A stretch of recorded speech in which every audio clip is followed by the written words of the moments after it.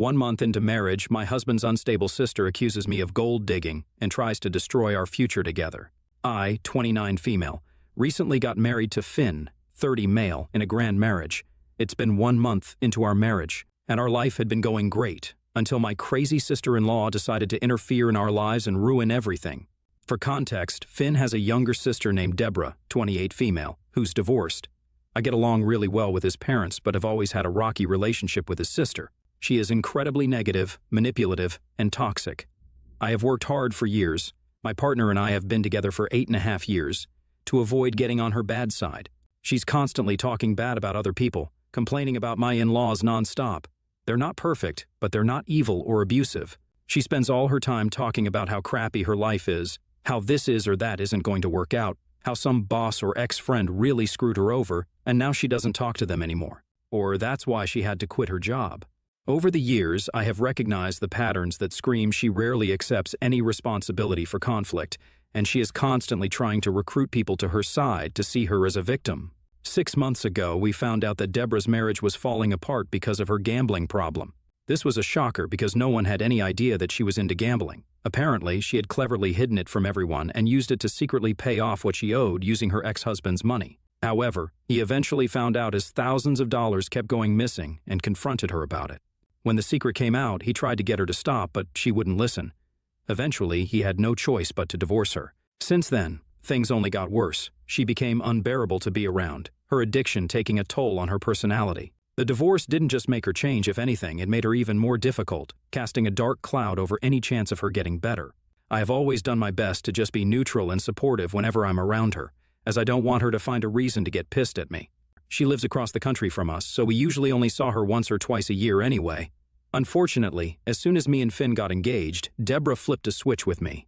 It started with her storming off when we announced our engagement during Christmas time last year.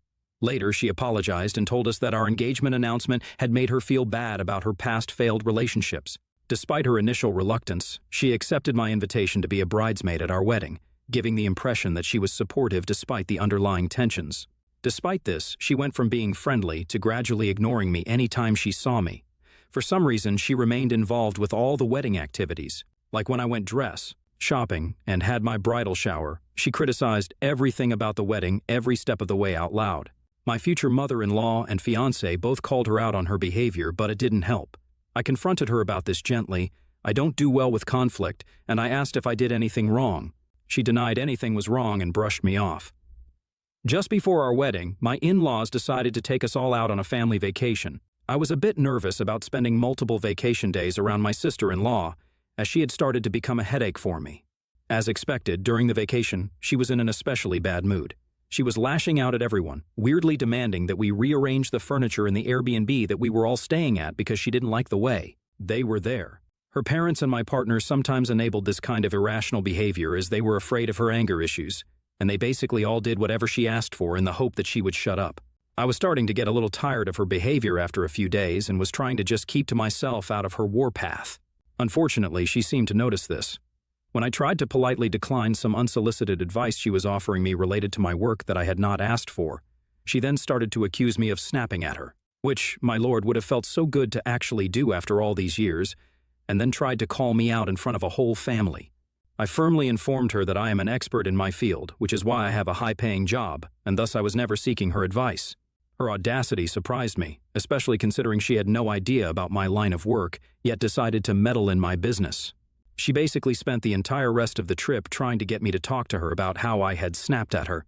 My partner told me whenever I would go to bed, she would sit with my mother-in-law and him and talk about how she doesn't know what's wrong with me. She would force them to listen and tell them that I was always condescending to her and treated her like she was stupid. My partner tried to explain to her my point of view, but she instantly dismissed it and accused him that he had changed after getting engaged to me. When our vacation ended, I was glad that I wouldn't have to see her around. I decided to not think much about the incident and got busy with my upcoming wedding preparations, but, unfortunately, Deborah had decided to extend her stay. She spent her time making up stories and spreading false rumors about me to my fiancé's relatives.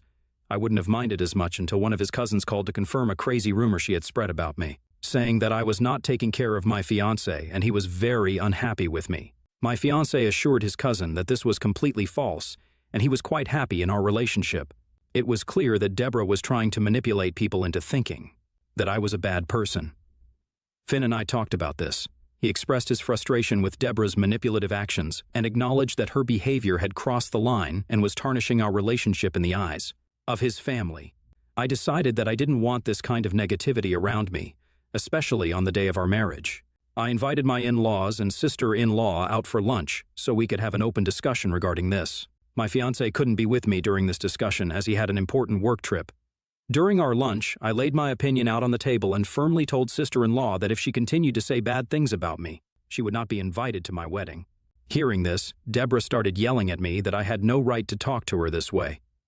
My mother-in-law asked her to quiet down, but Deborah continued to yell that I was just a poor girl who had got the chance to marry her rich brother, so I should talk to her with more respect.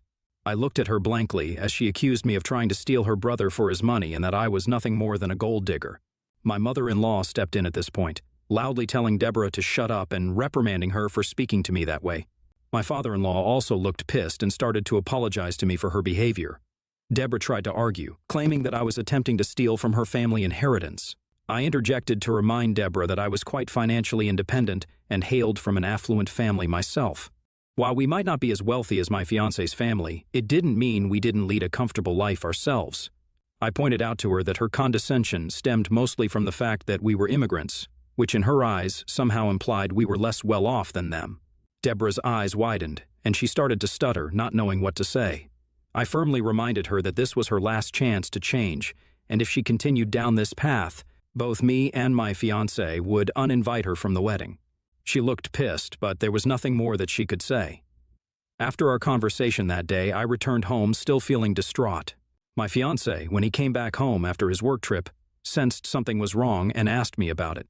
I shared the details of my conversation with Deborah, and he was shocked, to say the least. When I revealed to him the nature of her accusations, his surprise turned into anger. He told me that Deborah had no right to talk to me this way. He immediately called his parents and had a long conversation with them, and they all agreed that Deborah was getting out of control. At this point, they decided to investigate further to figure out what was up with her. They quietly reached out to some of her buddies to get the lowdown. Turns out she was still neck-deep in gambling, feeding that addiction of hers. This news freaked us all out, especially her parents, who had given her access to their bank account. They were scared she would drain all of their money with her gambling habit. Finn decided to have a real talk with her. It was tough, but he wanted her to get help for her gambling problem. However, Deborah, being stubborn as ever, wouldn't admit she had a serious issue. The whole situation was starting to get messier when his parents removed her access from their bank account. Deborah stormed into their place, yelling at them angrily. She accused them of betraying her.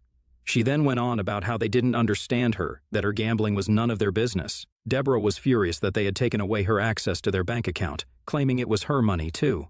She even went on making wild claims that they were all trying to control her life. It was a chaotic scene, emotions flying all over the place, and there was no calming her down. Finn told me about what Deborah had done, and he seemed really worried about her. He and his folks were stuck wondering if anything they tried would actually help Deborah. They talked about interventions, counseling, and even support groups, but they knew Deborah would never agree to any of these options. A few weeks after that incident, Finn's parents invited both of us for dinner, and we knew it was a serious talk. As we gathered around the table, they looked more serious than ever. His parents opened up about their increasing concerns regarding Deborah. They were worried that her gambling addiction would lead her to drain the family wealth, and they didn't want to fuel her destructive habits by leaving her any part of their inheritance. Finn tried to protest that this might be unfair because despite her antics, he loved her. I agreed with Finn as well because regardless of what I felt for Deborah, I thought she deserved to have an equal inheritance as Finn from their parents. But Finn's mother stopped us mid-track and nervously shared that she had recently discovered some of her cherished jewelry from her grandmother was missing. They got quite concerned as the jewelry was worth thousands of dollars and decided to review the CCTV footage, where they saw Deborah walking into their bedroom and stealing this jewelry from the locker. The room fell into a stunned silence as we tried to process the weight of this betrayal. My in-laws then shared that they had tried to confront Deborah regarding this incident, but she had refused to accept her fault despite evidence. This is why they had begrudgingly decided not to leave her anything from their inheritance anymore. Finn was taken aback, but he understood the gravity of the situation. It was clear that Deborah's actions had not only strained our family relationship, but were now putting a financial burden on his family. We understood now why his parents were contemplating making changes in their will to ensure that Deborah wouldn't have access to their assets. It was a tough decision for them, but they felt it was necessary to protect their financial well-being and the future of the family. Finn and I supported them, knowing that it was a difficult but essential step to safeguard everyone's interests. In the following days, Finn and his parents initiated conversations with legal professionals to navigate the complexities of adjusting their will. They were determined to find a solution that would protect their assets with an ironclad will so Deborah would not be able to contest it. Our wedding was fast approaching, so despite the ongoing family drama, I threw myself into the whirlwind of wedding preparations. My days became a flurry of fittings, decorations, and last-minute details. Out of nowhere, Deborah started getting involved in wedding activities. Like when I went dress shopping and had my bridal shower, she criticized everything about the wedding planning every step of the way out loud. My future mother-in-law and fiancé both called her out on her behavior, but it didn't help. Again, I had to confront her about this gently. I don't do well with conflict, and asked if I did anything wrong. She denied anything was wrong and brushed me off. As the wedding day approached, despite Deborah's negativity, our ceremony turned out to be a beautiful celebration of love. The venue was adorned with flowers and delicate decorations, creating an enchanting atmosphere. Surrounded by friends and family, Finn and I exchanged heartfelt vows, sealing our commitment to each other. The joyous moments, however, were tinged with a sense of unease, as I couldn't help but notice Deborah's distant and displeased demeanor during the festivities. She sat in a corner wearing a scowl that betrayed her true feelings. Despite my attempts to focus on the joyous occasion, I couldn't ignore the dark cloud cast by Deborah's resentment. Nonetheless, the love and support from others eclipsed her negativity, making our wedding a cherished memory despite the challenges. After a wonderful honeymoon, we returned home and got back into the swing of our daily lives. Work and routine took over, and things seemed to settle down. However, out of the blue yesterday, my crazy sister-in-law did something to set our marriage ablaze. She invited herself to have dinner with us, telling us how much she missed us and had not seen Finn for a long time. Finn asked me if I was okay with having her to dinner, and I begrudgingly agreed, as I didn't want to be rude to my sister-in-law. While we were having a good meal, Deborah, seemingly out of the blue, started talking about how she absolutely detested cheating partners and cheaters were nothing but useless pieces of. We looked at her curiously, thinking where she was going with this. Then Deborah looked me square in the face and asked me how it felt to be a useless piece of. My brows furrowed in confusion as Deborah began to yell, accusing me of having an affair with my coworker, Matt. She started pulling out some pictures she had taken of me and one of my coworkers and waved them around, insisting that she had caught us red-handed. I knew I had never been unfaithful to Finn. As I examined the pictures, anyone could clearly see that they were just innocent snapshots of us having coffee or lunch occasionally. Due to long queues at my workplace cafeteria, my coworker and I sometimes opted to grab a quick lunch outside. Deborah twisted these casual moments captured in the photos into something they were not, evidence of an affair. The reality was far from her unfounded accusations, and I felt a surge of annoyance at her attempts to tarnish my integrity and strain my relationship with Finn. Before I could speak, my husband, shocked and visibly upset, stepped in to defend me. He asked Deborah why she was following me around and taking pictures of me with my coworkers without my consent. She started justifying this by saying how she wanted to investigate me to ensure that I wasn't trying to take away his money. Finn firmly told Deborah that her claims were baseless and that she was creating unnecessary drama. He tried to reason with her, asking her to stop spreading lies and trying to harm our relationship. Deborah, however, was relentless. She continued to accuse me of cheating and manipulating Finn. She went so far as to claim that she was only trying to protect him from me, as I was nothing more than a gold digger. The atmosphere grew tense as her accusations intensified. Then she pulled out a screenshot of a conversation she claimed to have had with an employee from my workplace on Facebook. In the screenshot, Deborah had asked this particular employee if I and the coworker in question were having an affair, and the employee had responded that we seemed suspiciously close, suggesting it might be possible. She shoved this screenshot under Finn's nose, insisting he needed to protect himself, painting me as a threat to our marriage. Finn, glancing at the screenshot, wore a perplexed expression. Despite my sincere assurance that the pictures were innocent moments, his trust seemed to waver. Caught in the web of family loyalty and conflicting narratives, I started to protest that this was absolutely ridiculous, and Deborah was just making up random lies to ruin our marriage. To my surprise, Finn turned to me and asked me if I really had nothing to do with this man in the pictures. I was absolutely shocked that he was even asking me such a question, as I had never given him a reason to doubt me throughout our entire relationship. Deborah started to taunt me that I was speechless because I knew that her accusations were all true, and I had been caught in my own lies. I started yelling at Deborah to get out of the house, but Finn told me that I couldn't talk to his sister this way. Taken aback by his words, I told him that if he didn't believe me, then he could walk out of this house with his sister because there was nothing I could do at this point to change his mind. I could feel the tension in the room escalating as Deborah continued her relentless accusations of how I had stolen her brother so I could live this luxurious life and I never loved him. Her words were starting to seriously piss me off. I couldn't believe just how crazy Deborah could be to make up such ridiculous lies to ruin our marriage. Realizing that I had nothing to lose at this point, with a smirk, I turned to tell her that she had an unhealthy obsession with Big Bro, and she was going to extreme lengths this time. She attempted to deny it, but I cut her off, telling her how sad it was that her own family wasn't as obsessed with her as she was with everyone else's lives. I then went on to reveal how her big brother Finn and her parents had decided to change their will. They were taking steps to potentially redirect the entire family inheritance away from her right under her nose. Deborah's face transformed from the fury of accusations to a mix of disbelief and shock. She stammered, trying to process the bombshell about her family potentially altering their will. Her eyes widened as the weight of the news sank in, and for a moment, the room fell silent. Finn attempted to signal me to hold the conversation, likely feeling remorseful. However, I reminded him that just moments ago, he was siding with Deborah, blaming me for an imaginary affair. I asserted that he had no right to ask me to stop. Caught in the crossfire of family drama and unfolding revelations, he looked like a deer caught in headlights, exchanging uneasy glances between Deborah and me.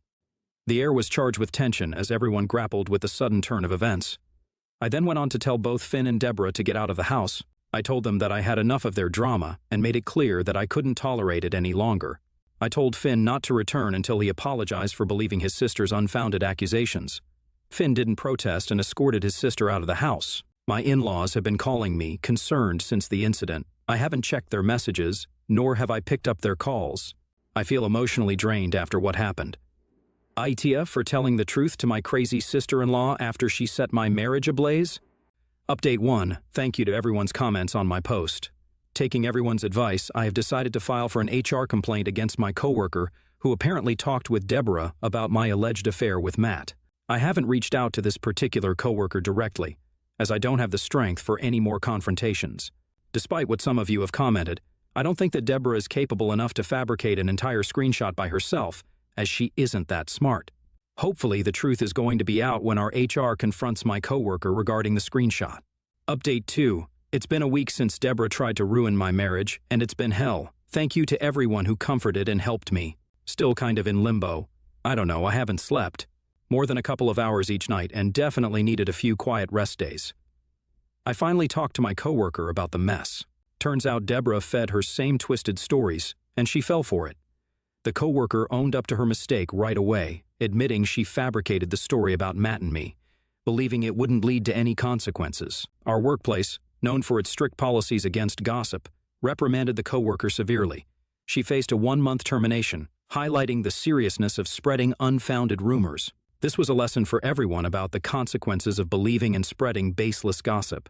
This not only cleared my name, but also showed how destructive false info can be. Finn had attempted to reach out to me several times over the week. Yesterday, I finally agreed to have a sit-down with him and his parents.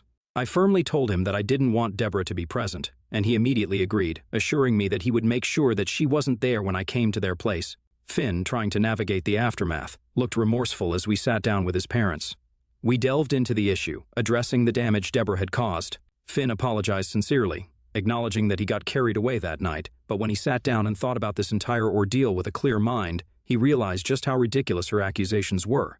His parents, equally upset, expressed their concern and apologized to me for how she had impacted our relationship. With a sense of vulnerability, Finn admitted that he had let family loyalty cloud his judgment during the confrontation. He confessed that he had acted impulsively, and now realizing the gravity of Deborah's actions, he deeply regretted not trusting me. Finn assured me that he would confront Deborah and set boundaries with her. We discussed seeking couples counseling to rebuild trust and address the lingering effects of her accusations. His parents pledged their support, acknowledging the need for the family to come together to resolve this messy situation. Finn then told me that he understood why I shared the info about his parents' will with her, as he knew that I was trying to hurt her the way she was hurting us. He didn't hold a grudge against me for that, and understood where I was coming from. My in-laws also agreed that they didn't mind that I had revealed the truth to her, as they were planning on having a conversation with her regarding this anyway. Although I appreciated all of their honesty, I also knew that I couldn't let Deborah ruin my life any further. I declared my decision to cut off ties with Deborah, emphasizing the importance of protecting my well-being and our marriage. I explained that her toxic influence had reached a breaking point and communicated my intent to prioritize our marriage and emotional health from now on over maintaining a connection with someone who had repeatedly shown a penchant for stirring chaos in our lives. Finn, still grappling with the aftermath, supported my choice, realizing the necessity of distancing ourselves from Deborah's destructive behavior. My in-laws looked a bit sad about my decision to cut off Deborah, but agreed that she had gone too far and I had every right to end my relationship with her. Since this conversation, I feel much lighter and happier today. Finn is going to be back at our place after his short work trip tomorrow. I have missed him despite our fight and can't wait to spend time with him tomorrow. Update 3. It's been 5 months since my last update. As expected, Deborah did reach out to me a few months ago. In her message, she dodged any acknowledgement of the pain she had caused us. She justified her baseless accusations by claiming a misguided sense of protection for her big brother, continuing to insist that I was a threat to their family. The message was riddled with more accusations, like how I was forcing her brother to not talk to her and I had destroyed her family, conveniently painting herself as the victim in this situation while ignoring the chaos she had unleashed in the first place. Deborah's lack of genuine remorse or understanding of the gravity of her actions was evident, further solidifying my decision to maintain distance from someone who seemed incapable of self-reflection or empathy. In the months that have followed, Finn and I have focused on rebuilding trust in our marriage. We attended couples counseling to address the lingering effects of Deborah's accusations. The sessions helped us communicate better and understand each other's perspectives. Slowly but surely, our relationship started to heal. We have remained steadfast in our decision to cut ties with Deborah. Despite occasional attempts from Finn's parents to mediate, we have stood firm to protect our emotional well-being. Life has settled into a more peaceful routine. Work, family, and shared moments became our focus. We have found solace in each other, leaving behind the chaos Deborah had brought into our lives. Finn and I have grown stronger as a couple, learning to navigate challenges together. While the scars from Deborah's actions still linger, our commitment to each other prevails. Every day, the decision to prioritize our marriage over a toxic relationship has proven to be the right one, bringing a newfound sense of stability and happiness in our lives.